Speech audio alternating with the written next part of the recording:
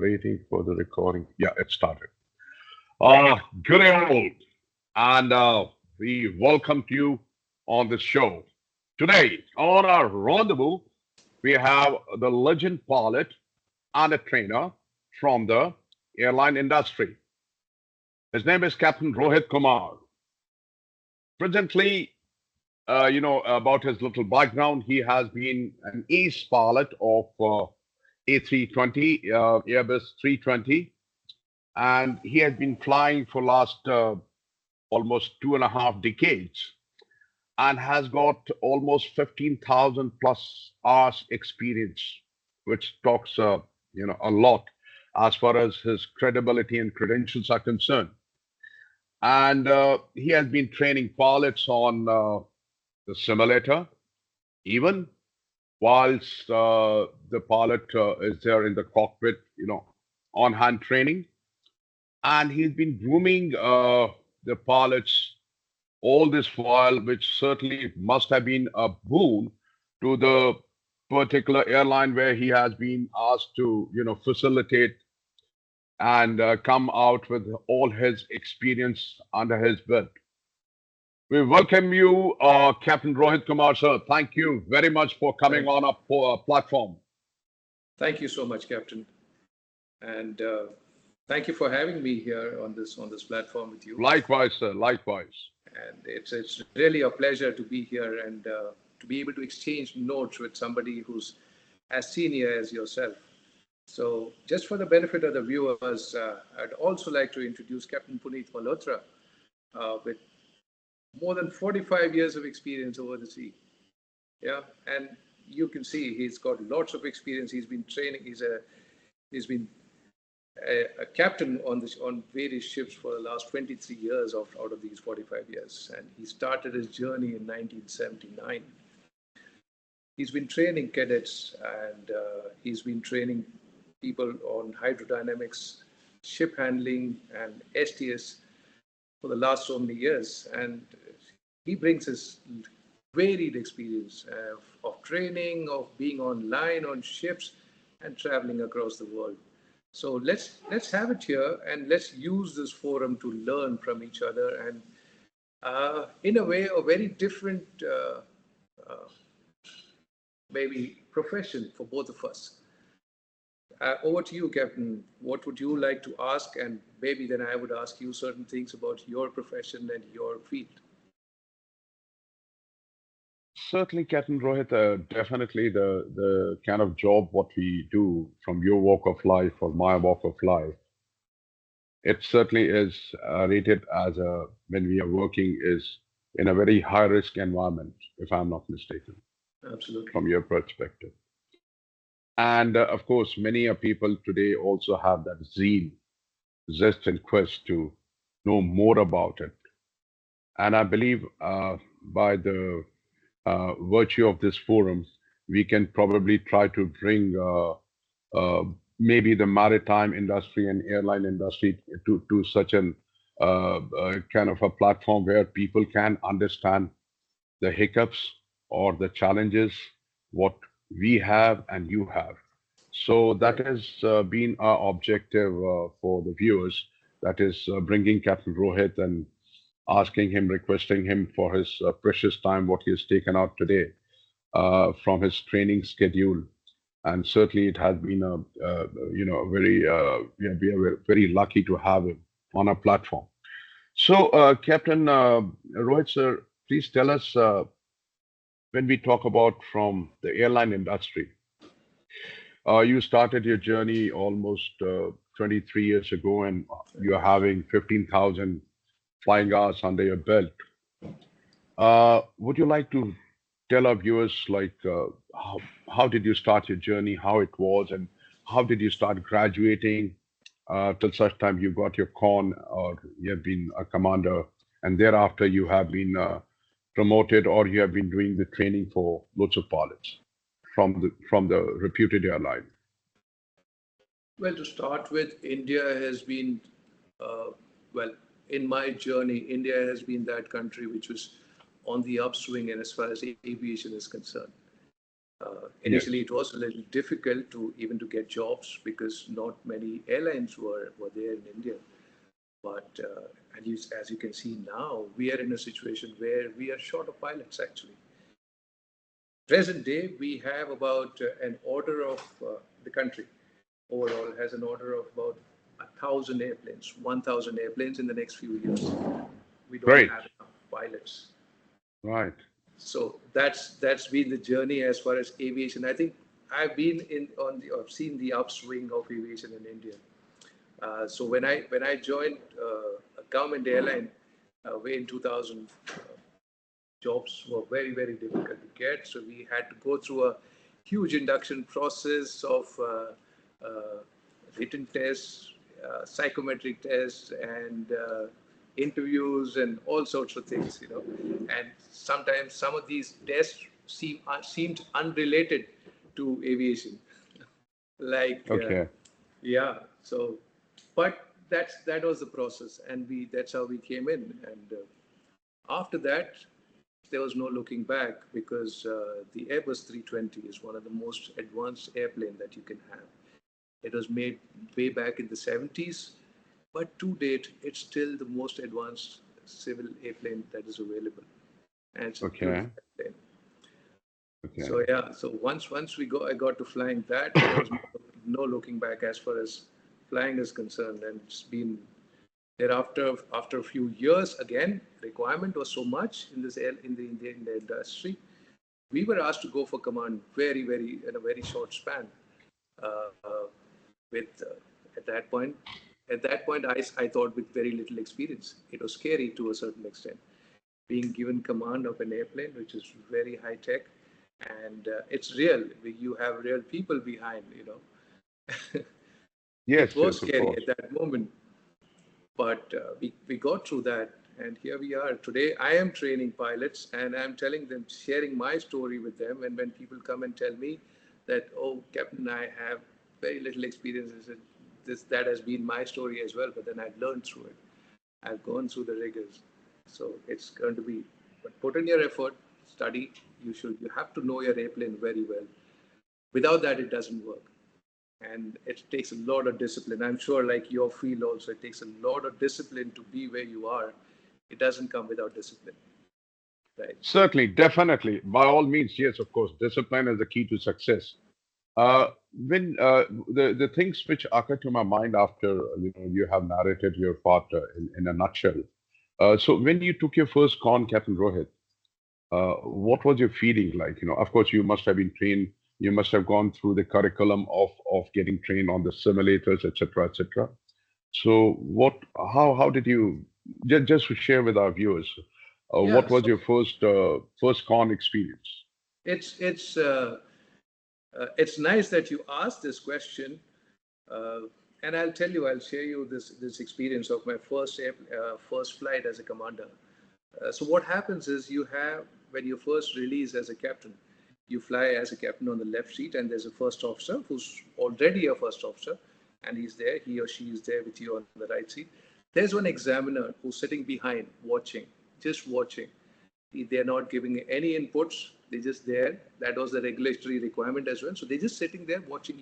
You've gone through the whole process. You've cleared all your tests. You've gone through 10 route checks before you get into that seat. All that has happened, and before that, all the training has happened. So there you are after going through all of that, and I'm in on that flight, and we take off and we are in cruise. And this examiner, a very senior examiner, I still had a lot of respect for him because I learned a lot from him. He asked me this question: so, how do you feel? I said, I thought I'm supposed to feel something, something great, something. I said, sir, I'm sorry, but I really don't feel anything. It just looks like a normal flight. I said, absolutely. And he said, absolutely. This is what I want to hear. It should not be bigger than you.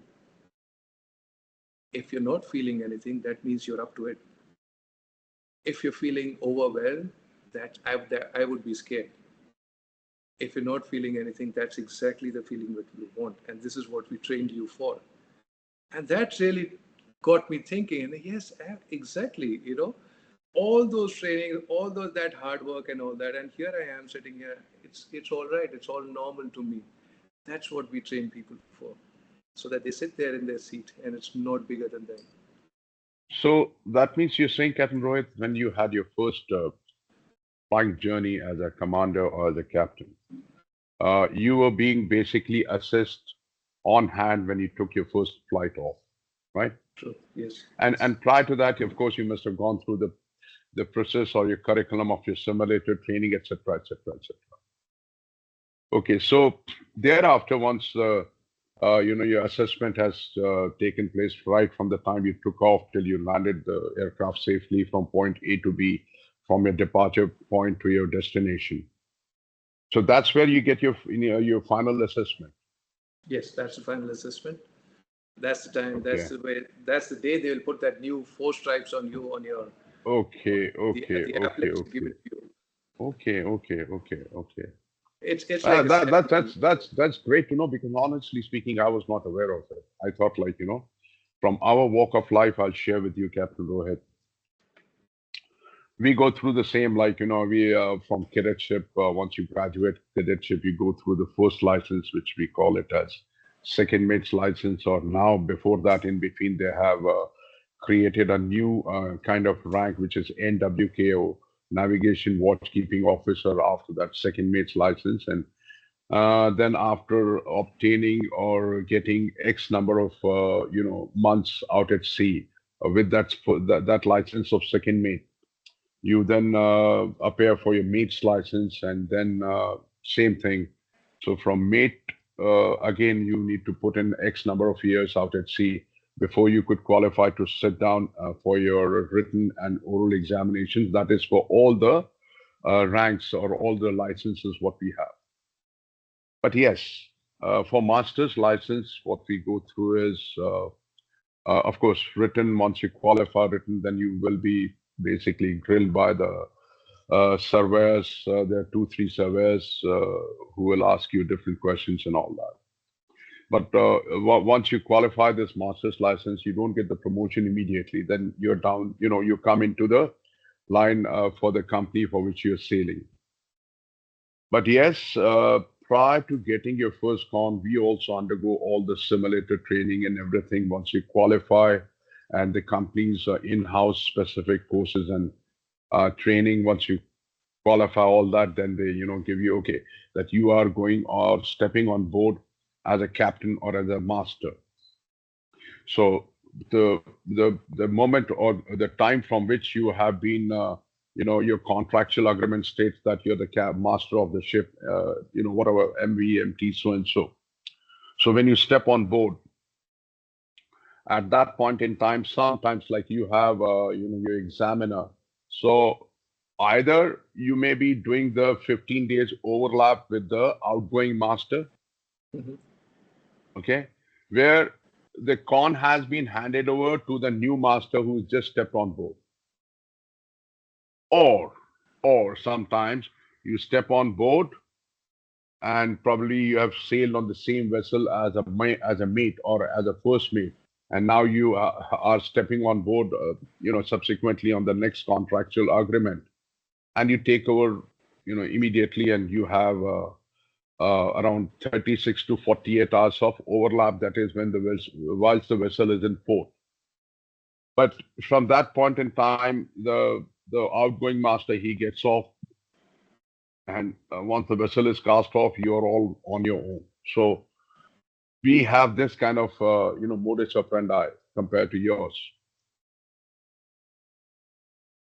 So I said just to share with you the difference what we have here in this particular area. Like your case, you are being assessed. You're when you're flying, you've taken your first flight, and your assessor or your examiner, he or she assesses you right from the time you take your ground, from the time you take out from your From the departure time when you point to your destination, and once you land safely and everything, is looked after. So the difference here is that yes, of course, it was very interesting to know that once you have landed the aircraft safely, that's when you get your stripes. But in our case, we get the stripes the moment you sign the contract as a captain. even as the Right. first con. So we don't have anybody, any mentor or anybody to tell us what we should not have done or what we are doing is not right, etc., etc. So many a times, you I would say, of course, there's a limit to it. You burn your hand and fingers to learn it from your own Absolutely. mistakes. But in your case, I think there is no error of mistake. In our case also, there is no scope of errors. But then it is there, like because the vessels what we are handling are normally around 300, 330 meters long, 60 meters wide. So it's like a small mini island kind of thing. But yes, there are a lot of other challenges as well. So your first what do you call it? The journey out as a captain or as a master. I Would you like was, to recall some of that? yeah, yes, I was, it just so happened the first con I got was, I don't know what, maybe I was destined for it or not. Normally, any master who's stepping on board for the first time would take or try to go for a con on a smaller vessel. But due to the availability of the vessel, I was given the VLCC. VLCC, we call it very large crude carrier, Hmm. and that is same 330 odd meters long, etc., etc. What I described you about that, and that was something I was thinking, how will I be able to do this? Because you see, when you are a mate or a first mate, you have a captain above you from the hierarchy point of view to tell you what to do, what not to do. Of course, you are mainly as a mate involved in the cargo operations, but sometimes you do come and shoulder the master for the ship's maneuvering. But while you're doing it, like you have a master to or somebody above you to basically guide you or mentor you. But when you go first timer and then you have no one to guide you, but you have to basically demonstrate that how do you hold your nerves, and everybody is watching you because everybody knows Absolutely. that yes, this captain is first timer man. So let's see how he Right. does his maneuvering, how he does his anchoring, how he does his this. So you have to take charge of your nerves and basically not to show beyond certain limit, but you have to basically hold your nerves and focus on the job what you have in hand. Yeah. And in that case, when I was there, I think we had to take the vessel out of. We have the busiest water in the world. We call it is in Singapore Straits. From there, I had to take her to South China Sea and then to Taiwan, and lots of other things were there. But then, yes, one the positive thing is that once you have been through, and now that is your self-examination and self-test. Number Hmm. one, you've not had any incident, no collision, no grounding, no nothing. And once you've done your first passage, at that point in time, of course, you sweat. I must admit that. And once you pass your first test all by yourselves, and of course, there are a lot of other challenges and maneuvers because in our case, it's not only, taking off or landing, but also other thing like looking at the topography of the area, and same thing, something similar True. to your True. also. But the operations what we have mainly is like taking the vessel to anchor or to the pilot station and then docking her and undocking, etc., etc. So they vary. Plus the STS, what I do, conduct the courses for some of the masters worldwide, of course, on a virtual platform. Those are different things and hydrodynamical things which are also involved in that. So Nice. yes, it was good. Like we are basically in tandem to each other. Your experience and my little experience, and we try to come together to build the blocks, basically. Nice. So today, from that experience, when we look back at that, and when you maybe you have to release a train or a master to take over a ship today, what would be that one thing that you tell him or her?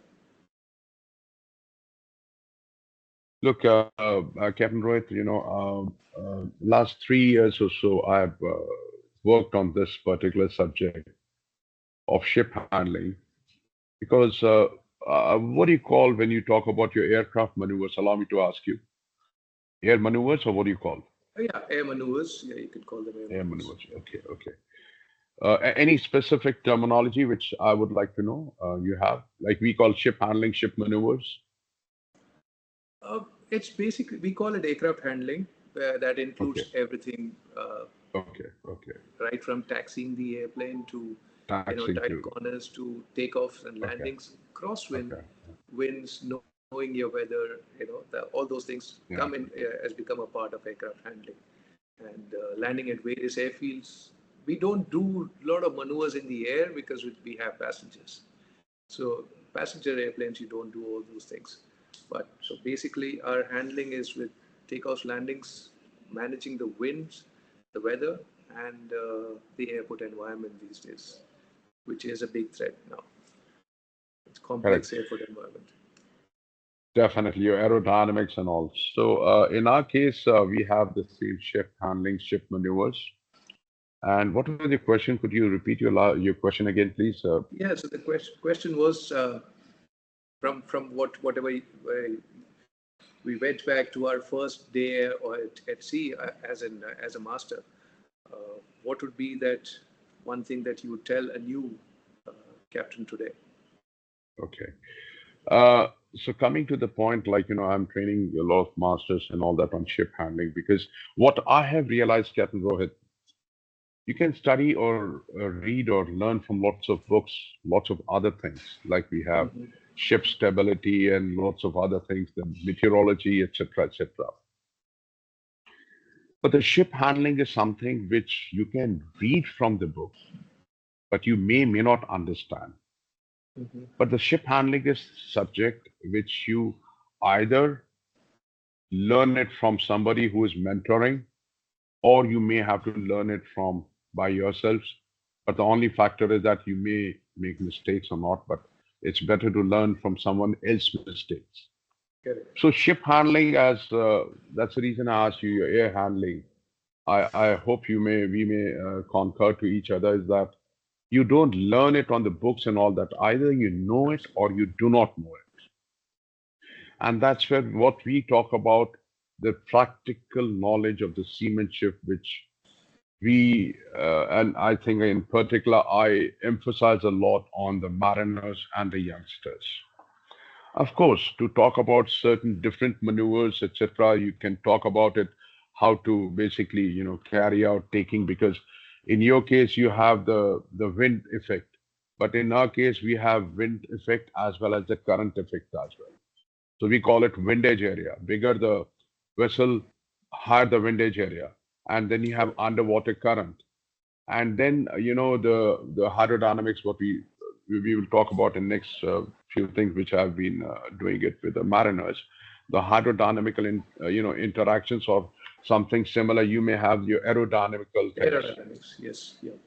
So all those things, and then to basically, when suppose you are going to, let's say, uh, hypothetically for some XYZ reasons, turn around your aircraft, how much time, how much distance and time you take? Suppose you have to turn around on a 360 maneuver Uh, we do that in a minute or 2 minutes. minute, and That's how much is your turn, is swing distance or turning distance? Uh, well, I wouldn't know that. That will have to be measured with respect to speed. But of course, at a larger, more the speed, the turning radius is going to be larger. So Larger. yes, we at times when we have to make these turns, we reduce our speed considerably so that you're not covering the whole area because there's a lot of traffic these days. So that's become a challenge now. Yes. Something similar to us also, because we have on our, bridge a mandatory posters, which is ship's maneuver or maneuvering characteristics and criteria. So it depends on that. A normal mid-sized vessel would take around, when you talk about the 360 turn or maneuver, around, or safely within 1 to 2 nautical mile, you can turn the thing around, but then it takes time as well, Hmm. with a constant rate of turn as it is. Correct. Not fast, like you say, 1 minute plus you can turn around. In our case, it takes some time. Hmm. And then, of course, the hydrodynamical things and all that, like how you have the aerodynamical thing. Correct. It will also depend on the currents for your. Correct. Currents and Yes. winds and windage area, and then Yeah. lots of other things because the vessel is normally under three conditions. One is a light ship, which is actually when she's floated out from the shipyard once she's built.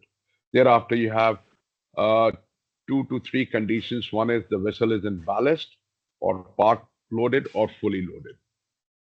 So ballast is like we pump in water into the ship to maintain the stability, and that's the time the ship is at lightest during her service time, service period from the time she has been floated. Other times she could be part loaded or fully loaded. So all these things they matter because when we talk about the turning circle, stopping distance, or carrying out any emergency maneuvers, it makes a difference. So coming back to the question, as in how you said these skills are something that you have, or somebody has to mentor it to you. How do you train people if that is something that has to come naturally, automatically to you? How do we train people for that? See, you know, as what we know or we talk about, learning is a never-ending process. So if an officer who actually is very, not only proactive but also focuses on his final destination of obtaining or getting his command, he or she must normally, he would basically start focusing more and more into the maneuvers when he or she is there with the master or the captain on the bridge.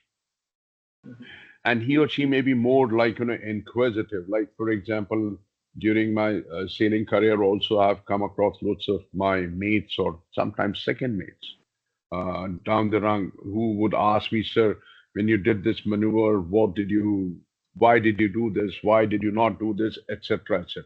So what I used to tell them, listen, okay, let me complete the maneuver, and once the maneuver is over, we'll talk about it. Then I used to basically, go out of my way to draw and show it to him and explain him that why did I do this maneuver, why did I not do this one, etc., etc., etc. So that way, if I find that this ward is very keen and he can be an asset to not only to the company but to the maritime fraternity, so why not bring him up? So that is how it is. That's how your learning curve starts. But then if you think that okay, you've just got obtained your master's license and now you can do everything, or you're a running or a walking encyclopedia, that certainly definitely does not work. So it is a gradual thing. If you self-train yourself, so that's what I would say. The mantra would be to train, self-train and train yourself, Mhm. and then you graduate round down the rung and believe. And I believe if I put myself in the shoes of that youngster who was asking me or wanted to know more, perhaps by such time I graduate to the master till I get my command, I'll be feeling bit better that yes, I was taught, I've done all these things. So, like in some companies where I had the opportunity to sail with, we call them oil majors. Uh, they had this curriculum that the one rank above would train the rank below, and and likewise, so that that particular rank, let's say from second mate to mate, for example, something happens to the mate because we guys sign a contract for 4 months, 4.5 months approximately. But in that 4.5 months, you have a longer voyage, maybe for a month or so. God forbid something happens. So you have, kind of, if not 100% redundancy, but certain amount of backup you have it. Mhm. So, so that's a great way of going. I think train one rank below so that you sort of Exactly, become exactly, a mentor to that exactly. person. Yes. So that's the kind of thing what we follow. How about you? From your side, how do you do? Do you have kind of a training schedule or training module by virtue of which, whilst you are at con and operating the flight, and you have something that you have to train your first mate or your junior pilot to bring him, to at your level, or try to groom him or her? Yeah, well, absolutely. So the first officer whom I'm flying with, when I'm flying as a captain, there's a first officer who's obviously junior to me. Mhm. They they are trained enough to fly the airplane, right? And they won't be online till they're able to fly the airplane all by themselves. But it's a Okay. two-man cockpit, so they're less experienced. The intention of that is so they will fly a few number of hours, maybe 3,000 hours of something like that. What they're supposed to do in that is you will watch, you will fly the airplane as well under the, with another senior captain. Also, you will watch and see those actions that have been done by those captains. You learn by watching them as well, and their behavior and how they come across in certain situations. So you learn from that. That's the whole idea. They could have released somebody and put them straight off in the left seat and made them the captain, but no, that doesn't help. They have to go through that time wherein they are going through maybe 3 or 4 monsoons. You have monsoons now presently in India, so especially for us, going through this monsoon is a very important factor in your experience as a captain till you become a captain and later on as well. So maybe by the time you become a captain, you have gone through 3 or 4 monsoons like this and seen the weather all over the subcontinent. That is how you. That is what we do for our first officers. So we don't make them captains immediately. They will go through that. They learn the airplane, further learn the airplane, learn the environment, and then when they have enough hours, that's basic. Some rule that we'll come up with that depend airline specific. But now once they match the basic requirements, then they go through all the tests to become captains. So we cross check whether they have learned all those things that we want them to know before they're actually released as a captain. So that's the process that they will follow as well. So yes, we do have a process. So from a junior pilot and ab initio pilot to becoming a first officer to a captain, and then to becoming trainers. So we do have processes like this. But the basic is you fly with the captain to know and understand from the senior captain.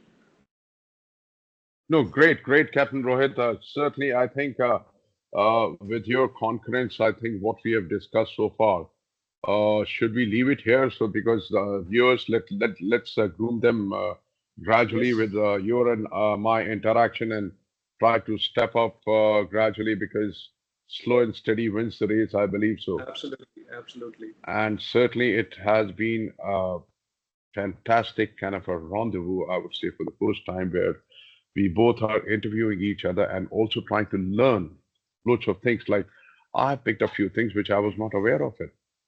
I didn't know that, your examination on hand, when you take your first con and it's only once you have landed the aircraft safely and you have been given a green signal and that's when you don or you put on your stripes, your 4 stripes. And the difference, what Yes. we have, how we operate, this is something, a vast difference, perhaps in leaps and bounds. It's interesting as well because you also follow a process which is similar, but then you have, I think, a little more time in which you do these things as compared to us. And I think the ship is much larger than what we have, and you have more people handling, working below you. So that way, it's a different challenge that you face. It's absolutely amazing to understand from you the kind of challenges, kind of things that you go through to become a captain or a master of a ship. And the size of these ships are humongous. It's unbelievable. Look, It's yes, I agree, Captain Rohit, but the thing is that, like, without this discussion, I think it certainly would be kind of perhaps a brainstorming session for the youngsters from your walk of life or our walk of life to basically learn and pick up things, the kind of things what we talk about. And we leave it here with your permission, if it is okay, Captain Rohit, absolutely. and thereafter we talk about our next chapter in the series, and let's see how we get the response. Yes, So we I thank you so much, Captain Rohit. I'm sorry you were saying something. I didn't want to interject. I'm just saying we must catch up again and have these sessions or discussions. And I think both our fraternities could learn a lot from each other in this discussion. We get to learn from you, and of course, I can share our experience out of aviation. It's going to be a great learning experience for both of us and our viewers as well.